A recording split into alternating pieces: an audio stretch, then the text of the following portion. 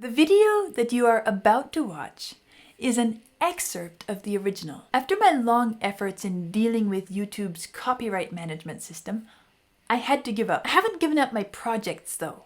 And while we cannot publish the entire video here due to the imminent danger of having the channel closed down, you can still enjoy excerpts which we've carefully chosen in order to make this video meaningful, fun, and educational. If you want to watch the complete video, including the sound of the music from the original recording, as well as special edition videos which will never be published here on YouTube due to the same copyright issues, and the Beatles 150 series, as well as other series and courses, you're welcome to visit my Ko-fi or Patreon page. I hope you enjoy this video. Hi everyone! Moving right along, marching ahead to number 33 on the Beatles 150 series. In the Beatles 150 series, I suppose. This one is 8 days a week. 8 days a week, not 7. There must be something they really want to emphasize the importance of it. I wonder who came up, which one of them settled on that title. 8 days a week. Well, let's see what I have to read about it, because I always do that first, and then we'll listen. The genre is rock. So we're stepping away from the country folk influence for a little bit. Rock, plain and simple. 8 days a week raced to the #1 spot on the Billboard Hot 100 to keep American Beatles fans happy until Ticket to Ride was released shortly afterward. Little pacifier, maybe? The track opens with a fade in, marking the first time that this technique had been used on a pop studio recording. Huh. Well, I guess I've heard them use fade outs. This is a first, a fade in. I didn't realize that it was such an important marker, but okay. That's notable, I suppose. 8 days a week was never a good song, Lennon stated in 1980. We struggled to record it and struggled to make it into a song. It was Paul's original effort, but I think we both worked on it, but it was lousy anyway. What an opinion. In his book, The Lyrics, Paul writes, I don't think either of us ever thought it was a great song, but it was a cool idea. I showed up at John's house one day. I had driven out from London, and because I had lost my license because of a speeding offense, young guys getting in trouble here, I was being driven out there, and we were pulling up in John's drive, and I was talking to the driver and asked him, what kind of week have you had? Have you been working hard? He then said to me, I've been working 8 days a week, Paul. That's where it came from. After hearing that, I literally fell into John's place, thinking, that's good. In his book, Many Years From Now, McCartney adds, neither of us had heard that expression before. I guess I've heard it a few times. Maybe they're the ones that popularized it? Neither of us had heard that expression before, so we had that chauffeur to credit for that. It was like a little blessing from the gods. I didn't have any idea for it, other than the title, and we just knocked it off together, just filling in from the title, so that one came quickly. This is an interesting perspective. Neither of them really thought it was a great song. They loved the title, the idea, 8 days a week. And they worked on it, and they tried to turn it into something, and neither of them were ever completely satisfied, but somehow it shot to the top. At least until Ticket to Ride came along. Let's see what this is all about. Let's see what I think about whether it's a lousy song or not. It's really not half bad. It holds together. Maybe it feels a little bit formulaic, perhaps. But it's got some interesting little moments in it anyway. And, well, I had this funny little idea as I was listening. I was thinking, 8 days a week and this idea. Well, every time I've heard the expression, the few times I've heard the expression, it has always been in terms of work or something like that. So they kind of flipped it over to this love topic, which is one of their signature, at least early period topics. Maybe that's one of the things that actually makes it feel, at this point in my journey, a little bit formulaic, because they reverted to a topic which they've kind of really turned every which way that could be imagined. Well, they managed to find a new way, 8 days a week. I don't know if it would have sounded fresher back then because of the 8 days a week. Perhaps that was not such a common expression. I don't know. But yeah, I can understand why they were both, we're not sure if this is the greatest song. It's not the greatest song, but there's absolutely nothing bad about it whatsoever. It's compositionally solid. Everything holds together well. It's got this chipper little feel, rhythm to it. The hand clapping, some little major minor contrasts there. But this idea that came to my mind, I was kind of hoping I would see it somewhere, but I didn't. I guess they weren't really thinking in that direction. I was thinking 8 days a week. A week is only a certain length. You can't really have an 8-day week. Although I understand the expression, of course. But what does that mean musically?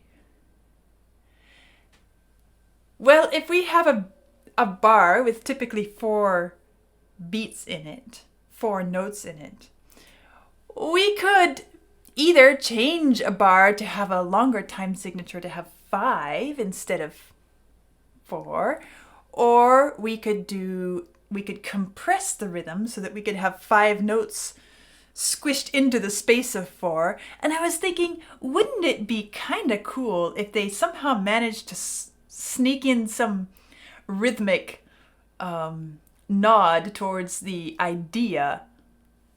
I guess they didn't think about it, or maybe they couldn't figure it out. It's kind of a tricky little thing to do anyway, but kind of a fun idea, at least to think about. Let's go back and listen through together. I kind of like that intro. You know, it's funny. I don't really perceive it as a fade-in at first. It sounds simply like a nice crescendo building. It's only when I get towards the end I suddenly realize it's volume control after the fact.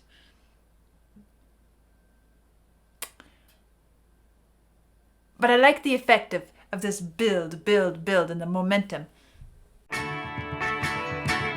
And the chord progression kind of carries us.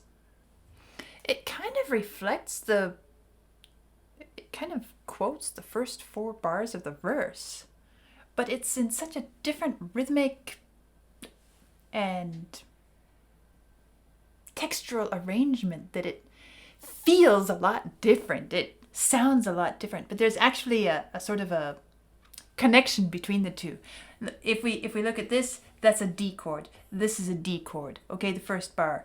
There we go. Next one, we have an E major chord. E major chord. Next one, this is showing an E minor 7. This is showing a G, at least on this score. I'll have to listen and pay attention and see if it's actually that, or if it isn't, if it's the same chord. I'm not sure. I gotta double check that. And then we're back to the D and the D. So connect these two. This one. Well, if I draw lines everywhere, it'll be too complicated really, but okay, we'll just go ahead and do it. There. If you can make sense of that, good for you. So, even though it sounds kind of different than the rest of the song, there's actually a harmonic connection here that I just noticed as I was scanning through the score. And that's one of the reasons it doesn't sound foreign and completely detached. But I like this. I like the rhythm. I like the strumming. And that bass. And it's driving us to this downbeat when the verse begins. And when the drums enter there and we suddenly feel like the whole ensemble is right together. It really works well. I guess they made a good choice to do a fade in here. You know, one of the things I notice as I'm listening to this is that this one sounds very practiced, very clean and precise. It's almost as if their struggles turning it into a piece of music that they were pleased with made them work it over more than usual, perhaps? Or else they were just having a great day and they are all so cleanly together. They arrive so well at this downbeat. And at that point, the bass starts walking. Bum, bum, bum, bum, bum, bum, bum, bum, bum, bum. And it's just walking along and we feel it walking. And it gives it a very buoyant,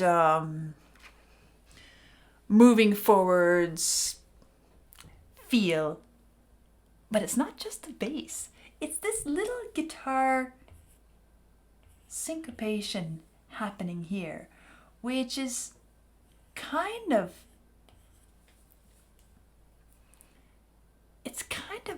acting like a piano in a way. What I mean is, supposing this were a jazz ensemble, it's doing what the jazz piano might do in an ensemble setting, kind of a little bit chink, chink, chink, chink, chink, chink, chink, chink, chink. Sometimes on the beat, like right here. Sometimes between the beats, like right here. And if you listen to how it's playing with the bass, with the rhythm that the bass is laying down, with its walking notes, the two of them are really clean and tight together. Yes, and that is something that I caught the first time around. I've started noticing this showing up, and I've talked about it in some of their songs already. I'm going to give it a name tonight. We call it a cross relation. When we have this contrast between one pitch and then shortly after another pitch which doesn't agree with it. What do I mean by that? Well, this first one is a G natural. The top note of this first circle here, a G natural. And in this chord, which is an E minor chord, we hear the G natural placed right on top in the voice. And then, right after that, well, we return to this B minor chord, it looks like. No, that's a D chord. It's more than a D chord. It's this little bit of a jazzy piece. Love that. And then we move to this E minor.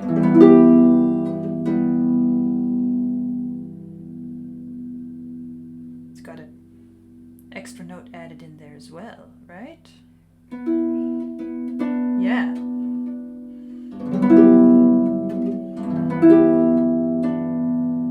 Nice. All these coloring notes, kind of jazzy.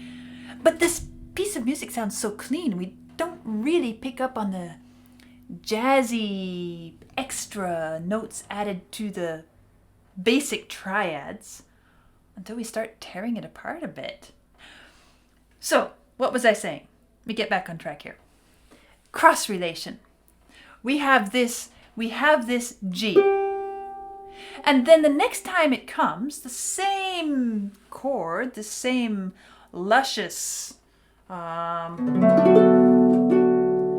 we expect to hear, hold me, love me, hold me, love. But it's not going to be love. It's going to be love me. It's a G sharp. Now listen. Love, love, love, love, love, love. Different pitches. You almost don't hear it happening because it comes and goes so quickly, and they do it so well. They really slide it in there in a way that you don't really catch on. But in actual fact, it's right in front of our eyes, or right screaming in our ears. So cross relation is when we have a note belonging to a chord which then clashes with another note belonging to a chord in close proximity. Well, you can even have it stacked one on top of the other within the same chord. I don't see that here. But this is one, and this is.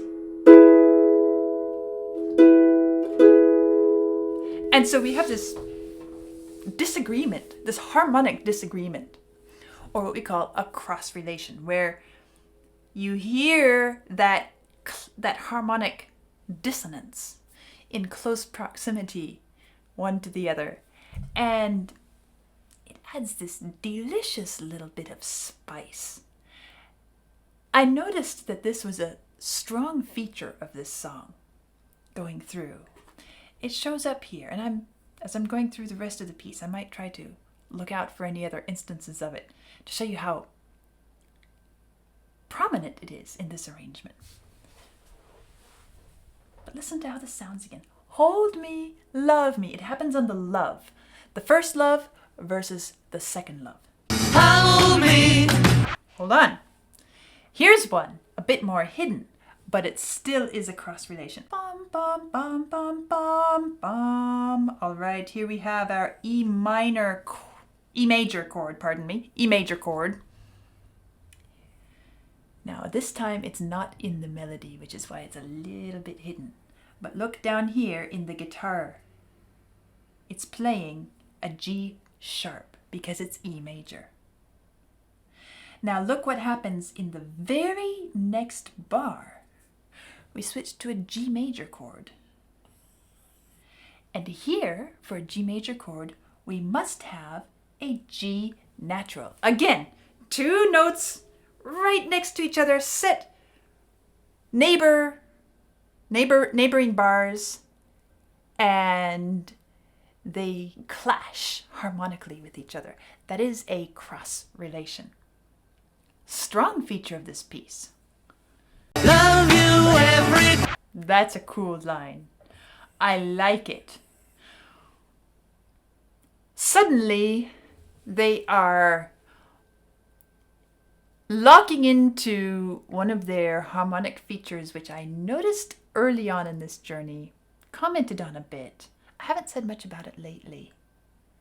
That is their tendency to harmonize in fourths and fifths, these open intervals, rather than the thirds, which kind of sound a bit smoother to our sound. This has more of an open sound.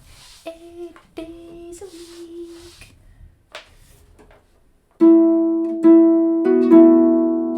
Parallel fifths moving. How cool is that? That's different than. You hear the difference? Same chord, basically, but a different sound. And then, well, a couple things happening in this half of the phrase here.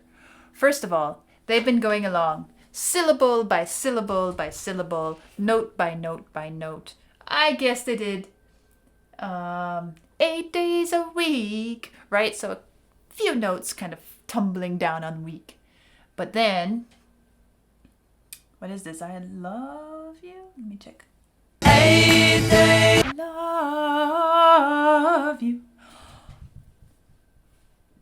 Well, they've done something again. They are using their fourths. Gotta grab that. I'd have to work out some fingering to play it really well. But anyway, love you. Well, it's these fourths. Again, I've talked about how fourths and fifths can sound more angular. But here they just went back and forth, nice and smooth, and it starts to have this sort of rippling, I love you. But also, they sang all those notes for practically one syllable. I love. Gave it a nice smooth sound and stretched out that word, love. And then they throw in you at the end. Love you. And so we kind of get into this smooth, undulating, different sound quality in this line of music until the drums kick us back into gear. I also like the way the bass is pulsing there. Bum, bum, bum, bum, bum, bum, bum, bum, bum. It's not doing anything but just pulsing on the notes. Dum, bum, bum, bum. That reminds me, I didn't say something about the intro that I noticed the first time around. I'll jump there in a moment. Bum, bum, bum, bum, bum, bum, bum, bum. And it marks for us this beat here, these two beats, which really don't have much going on. The U is thrown away so quickly. Love you. There's some silence there, and really the only thing keeping it going is that pulsing bass. And then after that, we get that little kick. I guess it's both guitar and drums. Am I right? Or is it just guitar? But it sounds kind of like it's got some percussion mixed in. Ching ching. And here come the hand clapping. So, well, they're back in the fourths here. Kind of really digging into the fourths and fifths and the harmonies and the cross relations in the harmonization also. But as I said, it's so cleanly done. It really doesn't.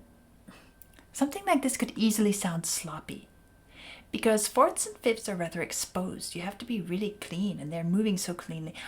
These cross relations, you have to be good at nailing that pitch. And the rhythmic drums, bass, guitar underneath is so precise on this recording, at least to my ears. It sounds like they practiced it before recording. And so this is where I start to feel like it's a little bit formulaic because it's just following the standard verse, chorus. It gets a bit predictable. Do I dare say commercial? But that's I don't mean it in a bad way, because you get something so well made with all these little details of some spicy little cross relations, this catchy rhythm, the hand clapping, which kind of makes everybody want to clap along as you're listening in the car, wherever you're listening to this. The nice contrast of fourths and fifths with the solo line. I guess I really enjoy that. Everything works so well together. It really doesn't surprise me that this shot to the top.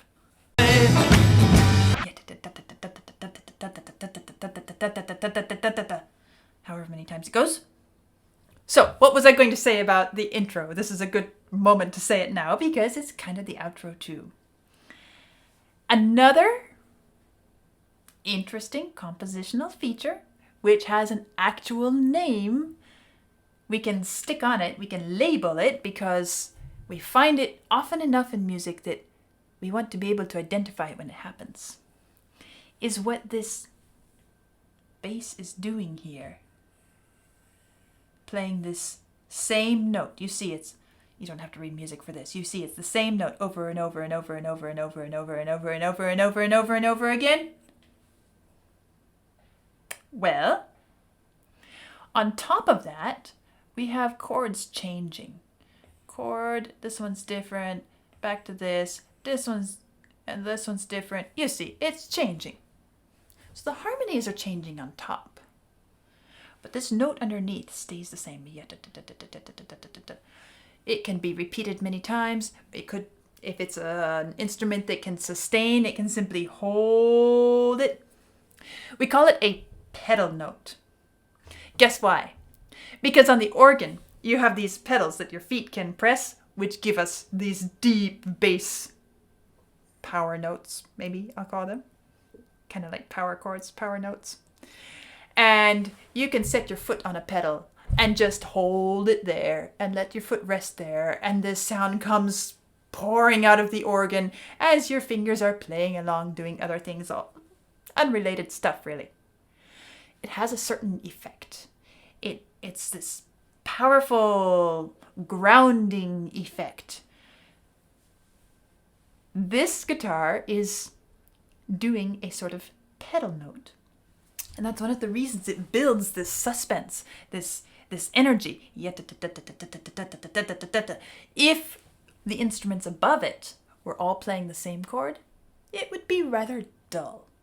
But since the instruments above it, the guitar above it, is changing these chords, going its own way, then this bass underneath kind of gives a contrasting ground on which the guitar can push against and work above. It adds a kind of musical tension. Well, one thing that I haven't really said in so many words, but if you follow what I am talking about as I listen and dig into this music, you kind of get the feeling of it. But I feel like this is a good place to say it right now. So much of music that appeals to us is built on the concept of tension and release. We can build tension in so many different ways, and we can release it in so many different ways. But in order for it to really impact us and engage us, there is this element that it has to have, building tension, whether it's rhythmic, harmonic, a combination, melodic, length, all kinds of things, all different ways. This song is using several different ways of building it. Cross relations build tension. A fade-in can build tension, as it does here. A pedal note above changing chords can build tension. All of these are tension builders, which then are followed by some form of release or other. It makes for a great song. I don't find this piece of music a lousy composition at all. It's not lousy. It's really well constructed. Everything is exactly in its place. The lyrics, maybe that's the weak point. They're really quite cliche. Even their phrases, expressions. What do we have here? Oh, I need your love, babe. I guess you know it's true. Hope you need my love, babe, just like I need you. Hold me, love me, ain't got nothing but love, babe. I mean, 8 days a week is really the only catchy line in there.